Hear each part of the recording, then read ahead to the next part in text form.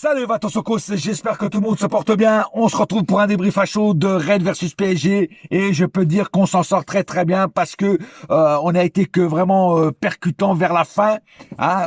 Mais c'est vrai que pendant un bon moment, j'ai vraiment pas aimé la deuxième mi-temps. La première, c'est pareil, on a ronronné jusqu'à la 30e minute. Après, il y a eu le but de Barcola, mais franchement, c'était une première mi-temps assez ennuyeuse. En tout cas, les 30 premières minutes, c'est après, comme je dis, après le but de Barcola que ça s'est un petit peu amélioré les dernières 15 minutes. Mais c'est vrai que ça a pas été terrible la première mi-temps. Et la deuxième mi-temps, moi, j'ai trouvé catastrophique, à part vers la fin, à part les 10-15 dernières minutes de vers la fin, quand les autres sont rentrés, Dembélé, tout ça. Mais même Dembélé, j'ai des trucs à dire sur lui. Je vous dirai ça après. En tout cas, un match. Alors au début, je voulais mettre comme titre match très médiocre. Je l'ai pas fait parce qu'après, à la fin, ils ont été plutôt concluants. Mais c'est vrai que si ça aurait resté comme ça à 2-1, avec tout le débordement que Rennes nous a fait, je vais dire franchement, j'allais mettre match très médiocre parce que c'était jusqu'à ces actions-là, le match avait été très médiocre. Bon, après, comme je dis, ça a changé un petit peu la donne vers la fin, mais voilà. Mais après, je m'attendais pas non plus à un match de classe mondiale entre deux matchs de Ligue des Champions. Tu vois ce que je veux dire? Parce qu'en général, et surtout avec cet horaire à la con à 5 heures, voilà, je m'attendais pas vraiment à un match de fou, parce qu'on sait très bien qu'entre deux matchs de Ligue des Champions, les joueurs se conservent, se retiennent, déjà pour pas se blesser, pour pas se fatiguer, et donc ils essaient de gérer le match au mieux. Donc c'est vrai que ça fait pas des super matchs, voilà. Donc c'est pour ça que je m'attendais pas à vraiment un match extraordinaire, voilà. Mais voilà, on a quand même réussi à leur en mettre 4 jusqu'à la fin du match. Donc résultat 4-1. Mais il y a quand même pas mal de trucs à dire sur ce match, surtout sur certains joueurs qui pour moi n'ont vraiment pas le niveau. Je ne comprends même pas pourquoi. Alors je sais qu'il faut faire tourner, je sais que Luis Enrique doit faire tourner parce que déjà pour reposer les cadres et aussi pour pas qu'ils se blessent, parce qu'il y a quand même un match très important qui nous attend le 11 mars là. Mais c'est vrai qu'il y en a certains qu'il va falloir comment dire, les vendre au mercato d'été parce qu'ils ne servent strictement à rien, mais vraiment à rien. Voilà. Bref, on va aller aux statistiques du match, parce que comme je vous dis, j'ai à peu près fait le tour. Voilà. Ah, aussi, je voulais dire quand même quelque chose aussi, c'est que l'arbitre. Je dois admettre que l'arbitre a commis beaucoup d'erreurs en notre faveur. Quand c'est le contraire, je le dis, mais quand c'est aussi en notre faveur, je le dis aussi. Par exemple, sur la main de Barcola, qui se croyait au basket. D'ailleurs, Dembélé à la fin, il a fait pareil. Les mecs, si vous voulez jouer au basket, allez en NBA, les mecs.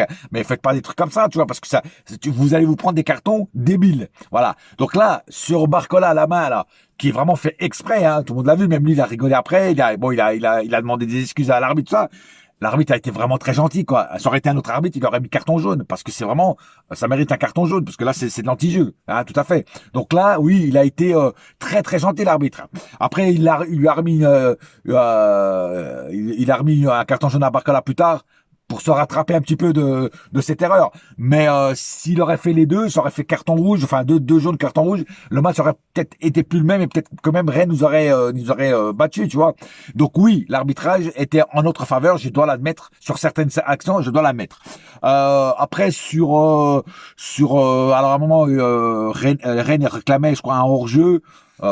J'ai bien vu, il n'y avait pas du tout hors-jeu. Alors c'était vraiment, c'était même là, avec contre Liverpool, c'était un talon. Là, c'était même pas un poil de cul, frère. C'était un demi-poil de cul, frère. C'est un truc de malade. Donc oui, l'arbitre là, je trouve qu'il a bien fait de valider le but, parce que sinon, voilà, que sur le but de Ramos, parce que franchement, s'il aurait refusé, ça aurait été un scandale. Voilà. Sur d'autres trucs, sur aussi la faute de Hernandez, voilà, ça méritait un carton jaune. Il l'a pas donné. Voilà, il l'a donné plus tard aussi, voilà, il s'est rattrapé. Mais c'est vrai que sur certaines actions, c'était quand même largement en notre faveur. Et ça, il faut l'admettre aussi quand c'est en notre faveur, voilà. Mais après, moi, ce que j'aime pas après, c'est que quand ça arrive, les mauvaises langues, hein, vous savez très bien de qui je parle, les anti-PG, mais surtout les Marseillais, ils vont dire que le Qatar achète arbitrage. Voilà. Ah, voilà, encore une fois, on a la preuve que le Qatar, que Nasser a acheté l'arbitrage et que l'arbitrage est en notre faveur. Voilà. Et c'est ça qui me fait chier parce que, en fait, les arbitres peuvent pas être un petit peu cool. Dès qu'ils sont un petit peu cool, tu vois, qui facilitent un petit peu les arbitres à l'anglaise, ça y est, on a acheté l'arbitrage, le Qatar pourrit la Liga et je sais pas quoi et patati patata. Bon, voilà, c'est ça qu'on va entendre. Hein. De toute façon, il faudra s'habituer à ce genre de commentaires. Voilà, ce commentaire de merde. Mais bon, c'est comme ça. Bon, maintenant, on va passer aux statistiques du match. 13 tirs du côté Rennes, 19 du côté PSG. 3 tirs cadrés du côté Rennes, 9 du côté PSG. 31% de possession côté Rennes, 69 du côté PSG. Alors oui, c'est vrai qu'on les a vraiment bien empêchés de jouer au ballon, à part en deuxième mi-temps que ça commence à être un peu plus compliqué, mais on les a quand même tenus en laisse pratiquement tout le match. 310 passes du côté rennois, 682 du côté PSG, 80% de précision de passe côté rennois, 91 du côté PSG, 11 fautes du côté Rennes, 6 du côté PSG. 2 cartons jaunes du côté Rennes, 3 du côté PSG. Aucun carton rouge des deux côtés. 1 hors-jeu du côté de Rennes, 0 du côté PSG. 3 corners du côté de Rennes, 2 du côté PSG. Voilà. Voilà, donc statistique quand même un petit peu en notre faveur, on va dire. On a l'avantage quand même. Hein. Voilà. Maintenant, on va passer au cas par cas. On va commencer par Safonov. Safonov, j'ai aimé. Voilà, il a fait des bonnes prestations. Il a fait un arrêt à un moment décisif. Voilà. Et puis Safonov, tu vois, moi, il me rassure plus dans les cages que Donnarumma, tu vois, parce que Donnarumma, c'est vrai que j'en avais pas parlé dans mon débrief de contre Liverpool, mais c'est vrai qu'il a toujours la main molle par rapport, par exemple, à Alisson, que lui avait la main bien résistante sur le but. C'est vrai que je m'en suis pris un petit peu à Mendes, mais c'est vrai que Donnarumma est fautif aussi sur ce but parce qu'il a la main molle. Voilà. D'ailleurs, je tiens aussi à préciser, j'ai oublié, je l'ai vu après, ça c'est un truc que j'ai pas vu, beaucoup de gens l'ont pas vu. Après, on m'a envoyé beaucoup de vidéos en privé. C'est vrai que le but de Elliott aurait dû être refusé. Pourquoi? Parce que je crois que c'est Nunez qui passe le ballon à Elliott et Nunez contrôle la main du ballon. Contre le ballon de la main, pardon. Je l'ai dit en verlan. Contre le ballon de la main. Donc le but aurait dû être refusé pour contrôle de la main. Donc encore là, on s'est fait voler encore plus le match. Et je parle même pas de la faute sur Barcola avec Konaté. Donc ça en plus, toi, ça fait vraiment, on s'est vraiment fait voler le match. Mais bon, je vais pas y revenir. C'était juste ça que je voulais redire sur ça parce que je l'avais oublié. Mais Safonov, je le trouve vraiment plus rassurant dans les cages que Donnarumma, et en plus il sort et quand il fait ses sorties il les fait plutôt bien. Voilà, donc un bon match de Safonov. Hernandez très fébrile, je l'ai trouvé très fébrile. Hernandez depuis sa blessure je le trouve pas bon. Avant la blessure il faisait tous ses matchs, il était excellent. Depuis qu'il est revenu de blessure, le mec il est pas bon, il est fébrile. Voilà. Donc il va falloir quand même penser aussi à faire quelque chose avec Hernandez. Hein. Pacho, par contre, lui, toujours solide sur ses appuis. Pacho ne m'a pas encore déçu ce soir. C'était le patron de la défense parce en l'absence de Marquinhos. Donc voilà. Par contre, les deux prochains joueurs là, je vais les tailler parce que ça sera mes deux flops. Voilà, ça sera mes deux grands flops. Je vais commencer encore une fois par l'autre truffe brésilienne, l'autre sambatiste brésilien qui sait que danser que la samba, mais joue au football, il le sait pas. C'est Beraldo. Beraldo, la grosse daube qu'on a acheté. C'est incroyable. Le mec, il se fait bouffer à chaque attaque. Et en plus, il nous fait une putain de boulette là, à un moment, hein, qui a failli nous coûter un but. C'est incroyable. Ce joueur, qui a vu, qu'est-ce que Campos ou je sais pas qui l'a recruté, a vu dans ce joueur. Ce joueur est nul à chier et merdique. Donnez-moi un seul match de référence de Beraldo depuis qu'il est à Paris. Aucun. Zéro. Nada. Niente.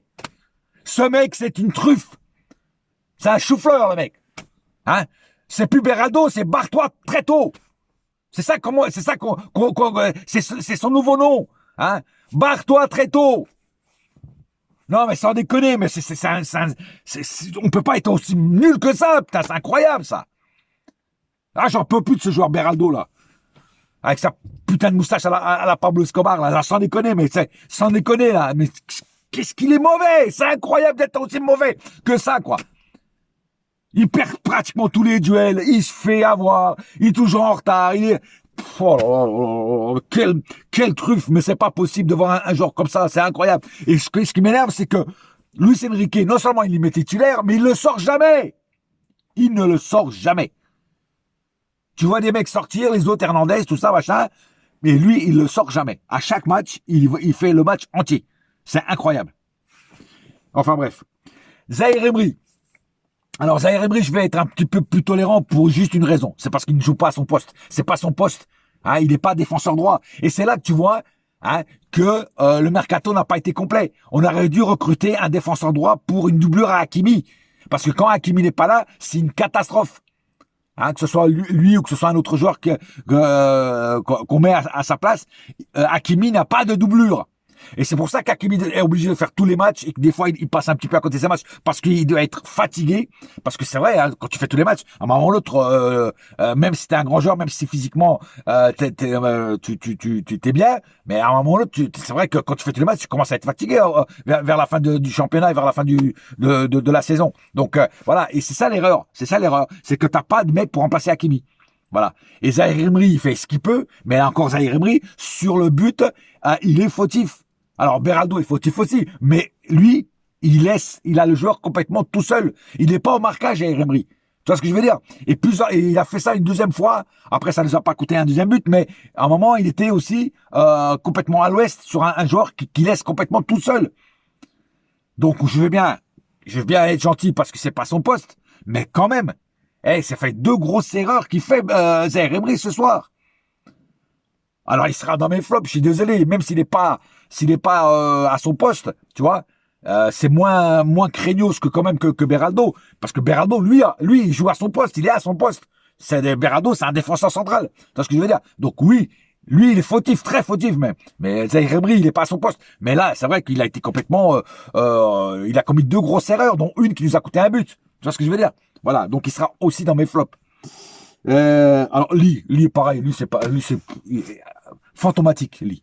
Je l'ai pas du tout aimé la prestation de Lee, quoi. Lee, c'est de pire en pire. Plus les semaines et les mois passent, plus il devient merdique. Alors, il va falloir aussi se remettre aussi à penser ce qu'on doit faire de Lee, parce que Lee, je crois que le mieux c'est de le vendre, parce que Lee dernièrement c'est cata, quoi.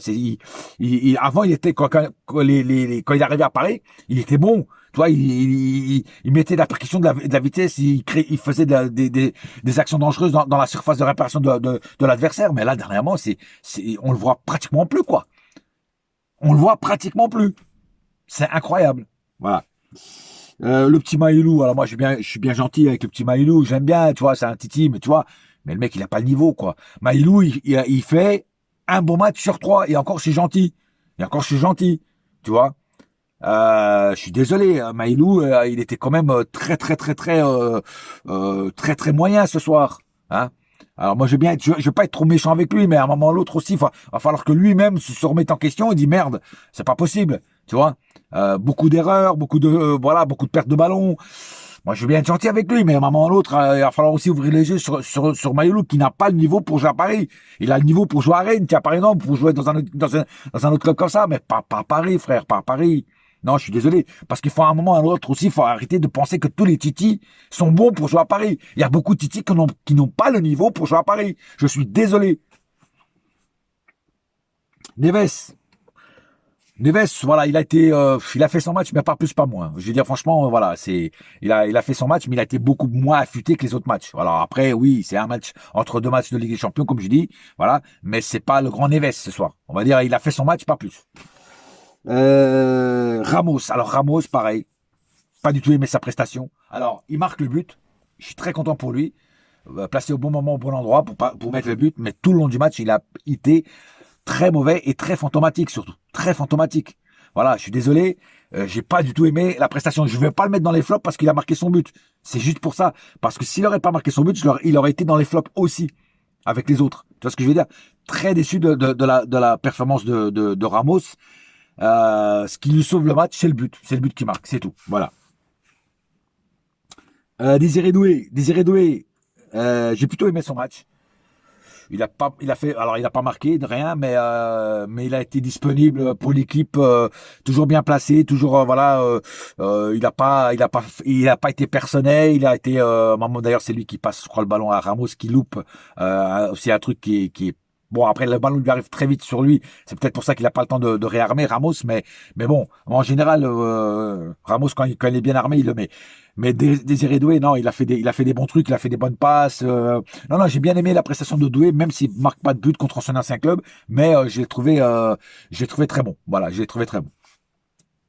Barcola, il marque son petit but. Première mi-temps, j'ai bien aimé, un peu moins la deuxième, mais la première mi-temps, j'ai bien aimé la prestation de Barcola. Voilà. Donc on va dire il a été correct. Après, les rentrées. Alors, très déçu sur la rentrée de Vitinha. D'ailleurs, à un moment, il commet une erreur qui a fait nous coûter un but. Donc, très déçu de la très mauvaise rentrée de Vitinha. Voilà. Donc, je n'ai pas compris non plus pourquoi il a été aussi mauvais. Voilà. Mais après, comme je dis, c'est entre deux matchs. Hein. Donc, pas du tout content de la rentrée de Vitinha. J'ai pas du tout aimé non plus la rentrée de Dembélé. Voilà. Parce qu'il a été catastrophique à un moment. Il est tout seul. Il loupe le but. Un but fait. Bon, après, pareil, il se prend un peu la balle trop vite et c'est peut-être pour ça qu'il l'a loupé. Mais par contre, il y avait Désiré Doué qui était juste à côté de lui, qui était tout seul, qui aurait pu, lui, marquer un but si Dembélé aurait laissé passer le ballon. Bon, après, Dembélé l'a peut-être pas vu qu'il y avait Doué à côté de lui. Mais très, très déçu de la rentrée, très mauvaise rentrée de Doué, de Dembélé. Après, c'est là qu'il a sauvé sa rentrée en marquant 2 buts. Voilà. C'est là qu'il a sauvé sa rentrée. Mais jusqu'au but, Dembélé, c'était catastrophique. Franchement, c'était catastrophique. Après, il a sauvé son match, ou plutôt il a sauvé sa rentrée avec ses 2 buts qu'il a marqués. Voilà. Donc, bravo à toi, t'as sauvé ta peau, on va dire ça comme ça. Mendes, ça va. Bon, Mendes, ça va. Il a fait une bonne rentrée. Euh, pas plus, pas moi, mais il a fait une bonne rentrée. Kvaratskhelia a fait une bonne rentrée aussi. J'ai trouvé très très vif, très percutant, très envie de marquer tout de suite un but aussi parce qu'il tire 3-4 fois de très loin. Bon, c'était pas cadré, mais c'était bien tenté, voilà. Et c'est le seul qui tire de loin. Et c'est ce que je reproche des fois aux joueurs de Paris, c'est de pas tenter leur chance de loin. Il n'y a que Kvaratskhelia qui fait ça et Vitinha qui fait ça sur les matchs en général, voilà. Donc une assez bonne rentrée de Kvaratskhelia en tout cas ce soir. Hakimi, pareil, Hakimi, ça va. Pas dégueulasse à rentrer. Voilà, il a fait le strict minimum en strict minimum de temps aussi qu'il a eu à jouer. Voilà.